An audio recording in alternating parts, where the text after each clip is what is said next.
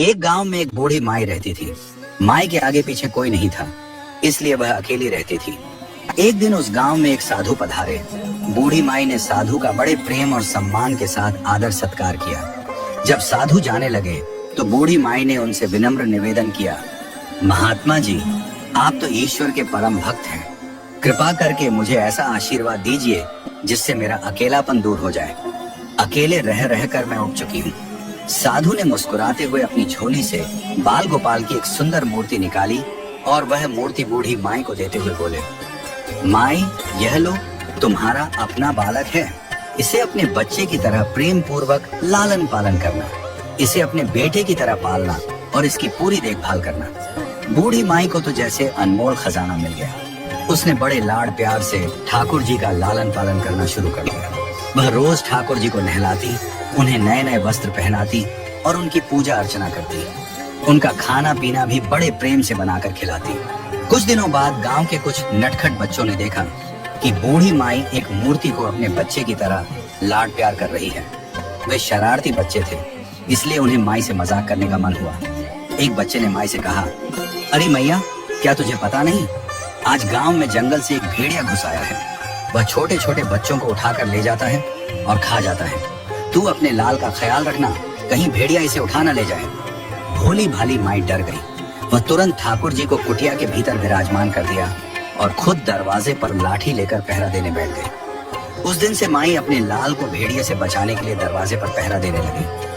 वह न खाती थी, न पीती थी और न ही सोती थी। दिन रात दरवाजे पर बैठी रहती थी। एक दिन बीता, फिर दूसरा, तीसरा, चौथा और पांचवां दिन भी बीत गया, लेकिन माई अब भी बिना थके, बिना रुके, भूखी प्यासी अपने बाल गोपाल की रक्षा कर रही थी। माई की इस एकनिष्ठ भक्ति और प्रेम से ठाकुर जी का हृदय पिघल गया। उन्होंने सोचा, मेरी माई तो सच्चे प्रेम और भक्ति में लीन हो गई है, मुझे अब इसे प्रत्यक्ष दर्शन देना चाहिए। ठाकुर जी ने एक सुंदर बालक का रूप धारण कर लिया। उन्होंने सुंदर वस्त्र पहने और गहनों से सजकर माई के पास आ गए। जैसे ही ठाकुर जी की पग ध्वनि माई के कानों में पड़ी, माई तुरंत सतर्क हो गई। अरे ये क्या, कहीं भेड़िया तो नहीं आ गया? लगता है वही मेरे लाल को उठाने आया है। माई ने तुरंत अपनी लाठी उठा ली और भेड़िया को भगाने के लिए उठ खड़ी हुई। ठाकुर जी ने मधुर स्वर में कहा, मैया, मैं भेड़िया नहीं हूँ, मैं तो तेरा वही बालक हूँ जिसकी तू इतनी रक्षा कर रही है। देखो, मैं तुम्हारे सामने खड़ा हूँ, मैं तेरा वही लाल हूँ। माई ने गुस्से में कहा, चुप चुप हो जा, मेरे लाल के बारे में कुछ मत बोल।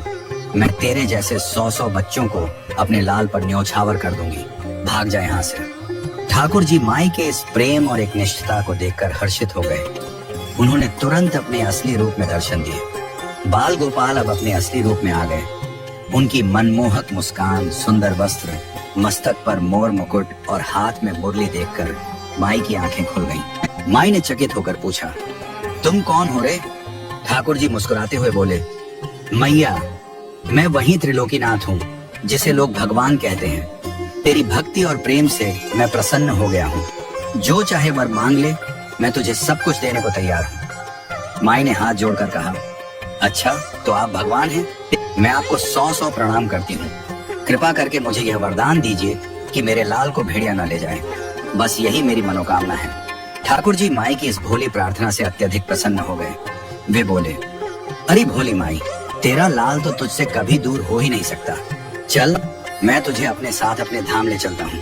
वहाँ किसी भेड़िए का डर नहीं होगा और न ही कोई तुझे अकेला छोड़ेगा। वहाँ तू हमेशा मेरे साथ रहेगी।